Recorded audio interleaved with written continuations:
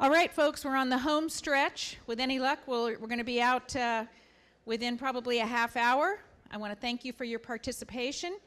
Chris McKenzie, as he stated earlier, couldn't stay for our afternoon program, but he has sent an able stand-in as his representative, someone very familiar to all our city folks here in Napa County, Amy O'Gorman. Amy was formerly, she doesn't have a bio in the package, so she gets an introduction.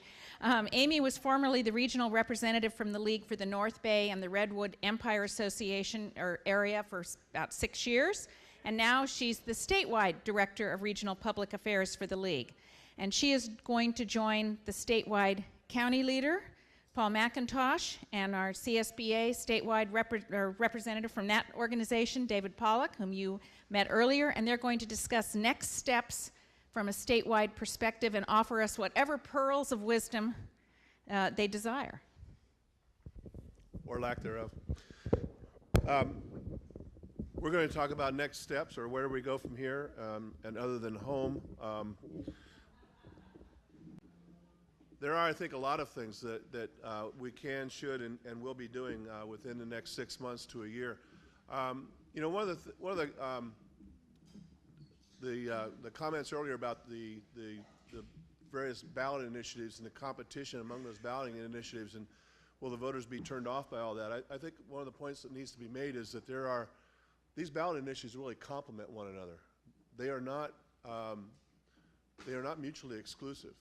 The League's initiative, which I'll call it the League's initiative, the Protect Local Taxpayers initiative, and California Forward's initiatives are short-term incremental fixes that are positive. They're both positive, but they are short-term incremental fixes. The Repair California's initiative is a process. Other than enabling the voters to call a constitutional convention, the California Forward initiative doesn't do anything except establish a process by which change could then happen, a broader change, a more global change. But there isn't any change in the California Forward initiative other than enabling people to call a convention. They could not call the convention. They could give themselves the ability to do it and still not call it. But just calling a convention doesn't change anything. It establishes a process by which change can then occur. So those three propositions are not mutually exclusive. They're actually complementary to one another. Where do we go from here? Well, first of all, I think you need to realize that I don't think that this summer is going to be any better than last summer was. We have a proposed budget from the governor, which our association has characterized like being in the movie Groundhog Day. We've woken up to this thing 3 or 4 times already. There's virtually nothing in the governor's proposed budget that hasn't been proposed at one stage or another over the last 4 or 5 years and been rejected for one reason or another, other than going to the federal government and begging them for $7 billion, which I was there last week and I came back with an empty suitcase. Sorry, they didn't have any money. But all of virtually every measure in the governor's budget, in fact, he revisits Prop 62 and Prop 10, which were just rejected by 65% of the voters last May 19th. He's got those back in the budget again. He has a whole wide variety of smoke and mirrors and shenanigans and shifts and shafts that they've tried, they proposed, and have been rejected either by the voters or by the legislature in one shape or another. There really isn't anything new in this budget other than his attempt to gut Prop 42 and take those revenues and get around the limitations and the borrowing there.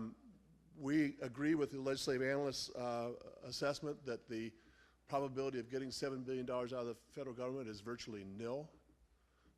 There may be some adjustments that the feds will do to some of the waivers that they have on various social service programs that will result in an increase in the formulas that will result in California receiving more money, and Medicaid is probably one good example. California gets about 50 cents on the dollar.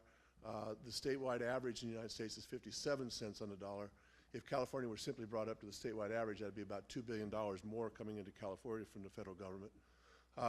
There are other adjustments we think that are in the jobs bill that's before the Senate right now that would bring additional funds into California that haven't been included yet in that budget. So there may be $1 billion there, and there may be in the bottom line, we maybe get $2 or $3 billion additional federal money. If there are in fact changes to formula, that's a good thing. That will be ongoing money that would continue to come into California. But if it's just stimulus money, or if it's just things that the state of California is trying to get from the federal government on a one-time basis, it doesn't really solve anything. It gets us to the next off-ramp in this whole budget drive. So unfortunately, I don't see a lot being different this summer than we experienced last year. You may recall last year that we were in, I forget, Fred, the 3rd or 4th or 5th executive session or whatever it is. We're in number 8 now. When the governor delivered his proposed budget, he called the legislature into special session, the 8th executive session or special session, extraordinary session, excuse me, to solve the current year budget gap, which they've pegged at $6.6 billion. Under Prop 58, the governor can declare a fiscal emergency, call the legislature into special session, and the legislature is supposed to respond within 45 days. They're supposed to act, although act is not defined, so we don't know what that means. You recall last year, there was a similar situation. The governor released his proposed budget. The legislature did go into session, and they adopted an 18-month budget, the first time, I think, in the history of the state that they've done that. They actually adopted the budget for the current fiscal year that we're in right now in February of 2008, the earliest they'd ever adopted a fiscal year budget. Unfortunately, that budget relied upon significant voter approval of various measures that were on the ballot on May 19th.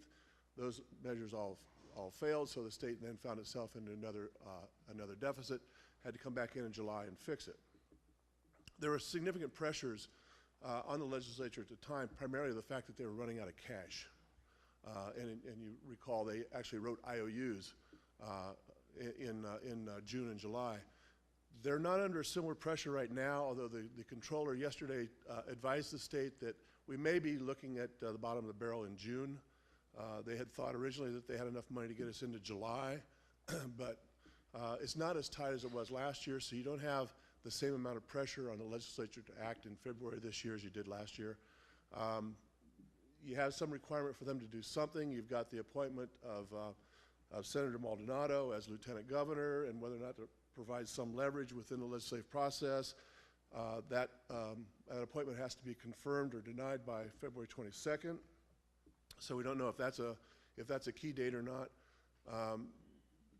But the dynamics this year are different than last year. Oh, and this all has to be overlaced with the fact this is an election year.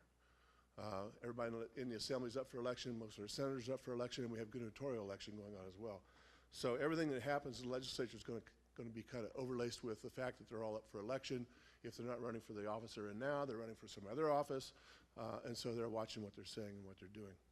So I don't see a lot of change, is what I'm trying to say, between now and November.